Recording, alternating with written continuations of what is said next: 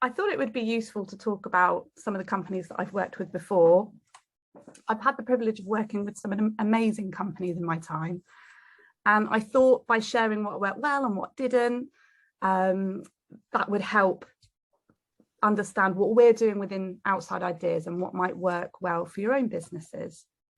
They've had some obviously notable impact on how I run businesses and my outlook. But there's mainly 3 companies that I'd say have had like the long-term effect on me. Now, some of you know me better than others. For those of you who don't, I am a bit of a geek. I've had a very operational background. I love tech, processes, and sadly, I do think a good policy goes a long way. But this doesn't have to be dry, boring, and geeky. It's my belief that if you've got good tech, procedures and policies in place, it does actually allow the business to flourish. It enables staff to work with autonomy. They can grow and enjoy their work. It means less micromanaging. It means hiring the right people and a great consistent experience for your customers and whatever that might be. And it's something we're trying to build and develop at Outside Ideas.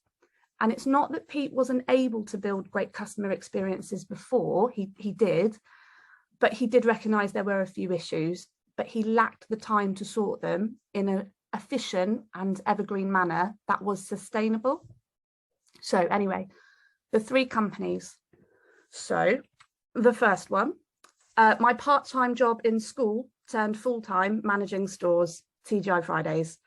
Back in the early noughties, it had a great reputation within the hospitality industry. It was a Times top 50 employer, and it was the place to be within the restaurant world, to get trained, to have great career opportunities, and to be completely immersed in high customer service standards. Working there taught me the importance of leadership, how to work with a phenomenally broad range of people, as you can imagine, customer service, obviously, and crucially for me, but I didn't really realise it at the time, the importance of efficiency and processes. Their staff training was second to none within the sector. A waiter wouldn't be allowed to touch a table on their own, unsupervised, before completing 6 weeks minimum of training and completing a series of tests.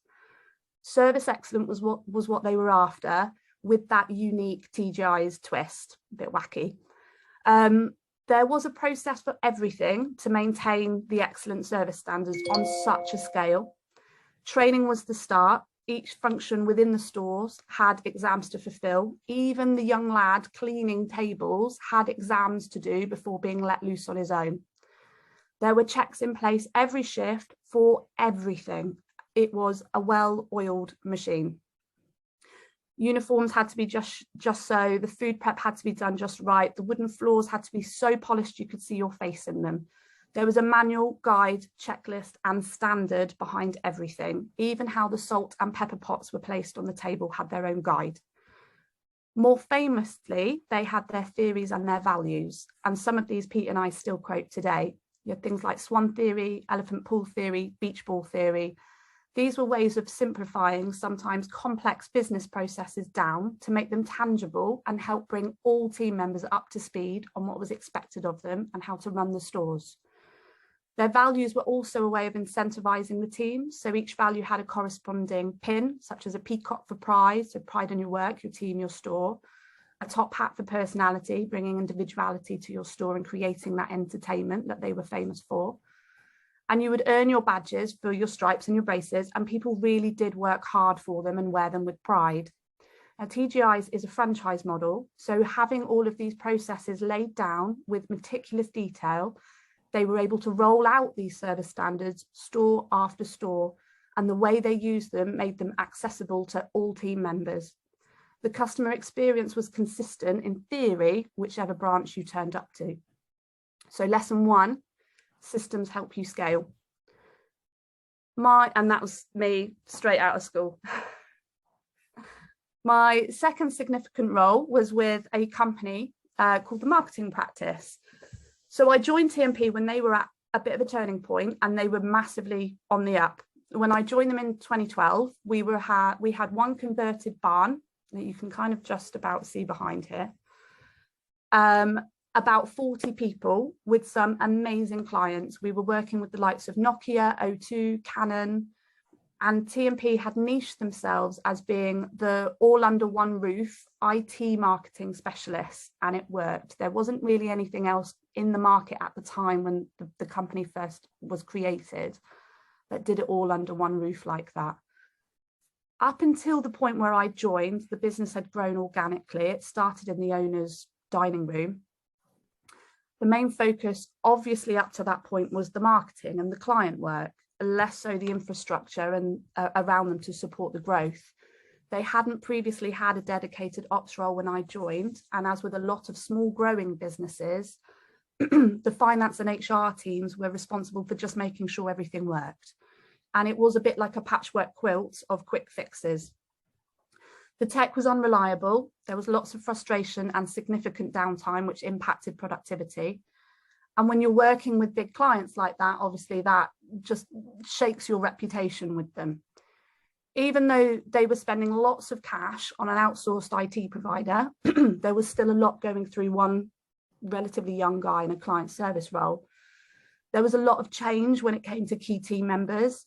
They were a vibrant company and they had a lot to give, but they hadn't nailed their onboarding of new starters. So there was a flow of faces for a while. And a lot of the old school people didn't really like the pace of change and where the company was going. However, the owner knew his limitations. He knew he was great at marketing and client relations, and he was an ideas man, but he also knew that others were hired to fulfill the roles that he wasn't naturally good at. Over the years, I was to see that attitude time and time again. So using the old TGI's methodology, thank you, cheers.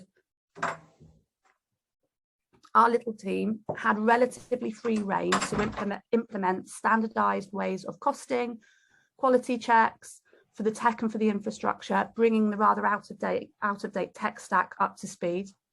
We brought in policies and procedures, and rather than being dry documents, they supported team members in making decisions, taking pressure away from new and inexperienced line managers because they were growing so fast.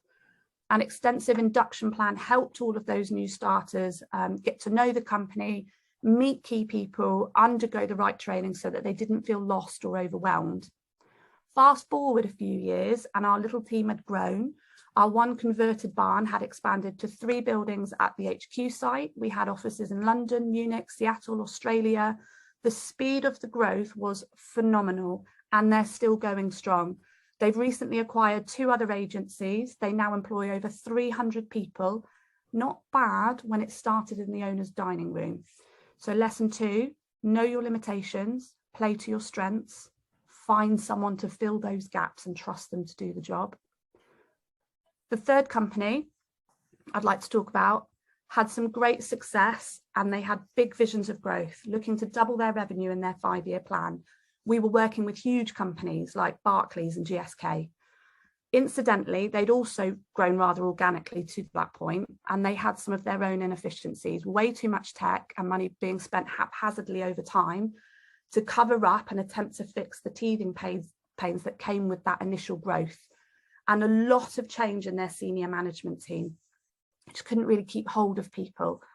Their teams were disillusioned, the people were confused by the processes, there was a huge amount of duplicated work. The tech and training took the blame, but the focus was on looking at reducing cost and spend to minimise the operational outlay and try and maximise those profits. So a rejig created some huge savings, and within a year, the ops spend had reduced by 33%. Streamlining the processes saved £135,000 in labour costs. A much more smooth and compliant system enabled us to take on an extra 1.5 million in revenue with no additional headcount. So it was massive. We had happy owners, we had a happy leadership team, win, win, win. However, the culture wasn't there. The teams were still disillusioned. There was still conflict and jarring. The tech and processes may have not taken the blame anymore, but the labour savings weren't seen as an opportunity to develop and grow the teams, to expand and create more. As a result, they continue to this day to lose key figures. They have a continuing revolving door of talent, with time and money being spent on training, walking out the door with them. So my lesson 3 if you're going to go down the processes route, put the people at the centre. So there you have it. Thank you for listening to me ramble. My 3 lessons: systems help you scale, know your limitations, play to your strengths, and put your people at the centre of your processes. Thank you very much. Hope you found it useful.